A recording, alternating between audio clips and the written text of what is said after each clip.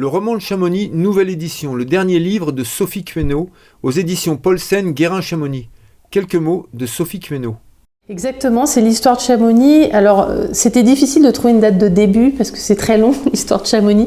Donc, on s'était dit, avec toute l'équipe des éditions Paulsen-Guérin, que ça serait intéressant de commencer au moment où la vallée se libère des glaces. Puisqu'il y a, alors là j'ai oublié exactement le nombre d'années, mais la vallée était totalement recouverte de glace.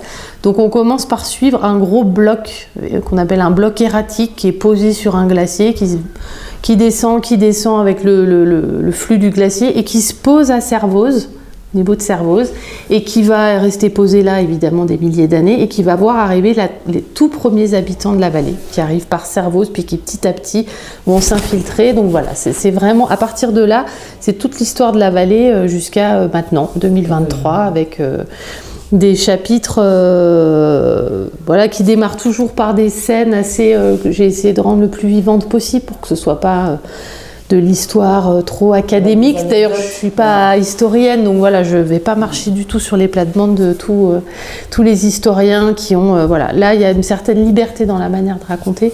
Et ça balaye un peu tous les grands moments de cette vallée, des premiers habitants jusqu'à nos jours. C'est vrai que chaque chapitre mériterait un livre en fait. Ah mais complètement. Et d'ailleurs, il existe un livre sur chaque événement qui est dans ce livre et dans lesquels j'ai pu moi chercher toutes ces anecdotes et ces moments. Il y a un nombre de livres sur l'histoire de Chamonix et ça fait partie de la richesse de cette vallée aussi, c'est qu'elle s'est toujours racontée et surtout, elle s'est toujours montrée. Il y a toujours eu des dessinateurs, des peintres, puis des photographes, des cinéastes pour la raconter. Et c'est ça qui fait la richesse de ce livre, c'est qu'il peut aussi se feuilleter. Et tout le travail que maman Catherine a fait sur ce bouquin le rend, je pense, vraiment super vivant. Et effectivement, on a pensé avec toute l'équipe des éditions Paulsen-Guérin que ça serait intéressant de développer l'histoire des JO de Chamonix de 1924, puisque ça fait pile 100 ans. Et on peut vraiment dire que ça fait 100 ans parce qu'ils se sont ouverts en janvier 2024. Donc voilà, on est vraiment pile à la bonne date pour célébrer cet événement. Moi, j'étais passée dessus assez rapidement dans la première édition et c'est vrai que là, en fouillant, j'ai découvert qu'il y avait quand même plein de choses vraiment sympas à raconter sur comment Chamonix a vécu cet événement qui n'était pas des vrais JO au tout début. C'était la Semaine internationale des sports d'hiver à l'occasion des JO de Paris qui avaient lieu l'été suivant en 1924.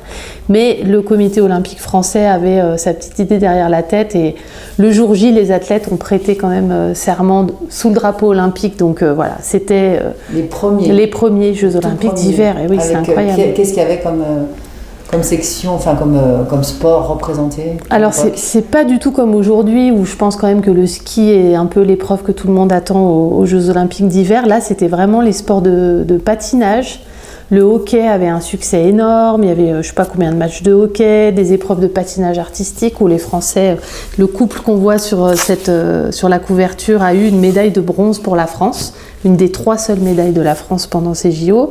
Et puis il y avait quand même il y avait le saut à ski, donc ça c'était quand même du ski, le bobsleigh, pour lequel il a fallu construire une piste de bobsleigh très très compliquée à faire. Et puis il y avait quand même un petit peu de ski, plutôt du ski de fond avec des très longues distances, avec les équipes militaires qui participaient. Et voilà, mais pas de ski alpin. Donc c'est marrant de se dire que ça a commencé comme ça, quoi. Super. Et est-ce que tu as changé autre chose? Parce que je me souviens que le dernier, la première édition se terminait sur un côté assez triste et négatif sur la pollution, sur Chamonix, l'avenir, l'environnement. C'était avant le Covid en plus, tout ça. Donc, est-ce que là, tu as changé la fin? Alors, j'ai changé la fin. À la toute fin de la première édition, il y avait un petit chapitre d'anticipation. On avait essayé d'imaginer, j'avais même consulté des gens à Chamonix qui connaissent bien la vallée. Je m'étais dit, je crois que c'était sur 2040, comment serait la vallée? Voilà. Et puis, en fait, là, en le relisant, je me suis dit, mais d'abord, en 8 ans, il s'est passé tellement de choses, ça ne sera pas comme ça en 2040. Et malheureusement, ça se termine du coup sur un chapitre qui qui a du positif parce qu'on suit 2 alpinistes, 2 guides qui tracent une nouvelle ligne sur les aiguilles de Chamonix, c'est-à-dire qu'ils font tout le tour de la mer de glace par les sommets, ce qui n'a jamais été fait.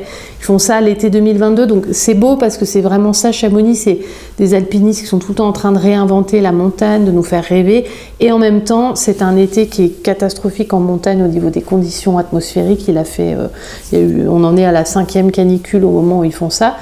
Du coup, la montagne est en mauvais état et ils le disent, ils le racontent. Et j'ai trouvé que c'était une bonne synthèse en fait de ce qui nous arrive maintenant. Chamonix fait toujours autant rêver et fera, je pense, encore longtemps rêver. Mais on a quand même un petit peu de soucis à se faire sur les conditions climatiques qui nous attendent et les conséquences sur l'environnement et la surfréquentation. Et voilà. Donc, ça ne se termine pas que sur de la joie, mais la passion des chamoniards et de tous ceux qui aiment la vallée, parce que Chamonix est aussi faite de gens qui ne sont pas nés là, mais qui ont toujours alimenté la vie de cette vallée. Je pense que ça permettra quand même de faire des grandes choses à l'avenir, j'espère. Ouais, ils se réinventent. Voilà, exactement.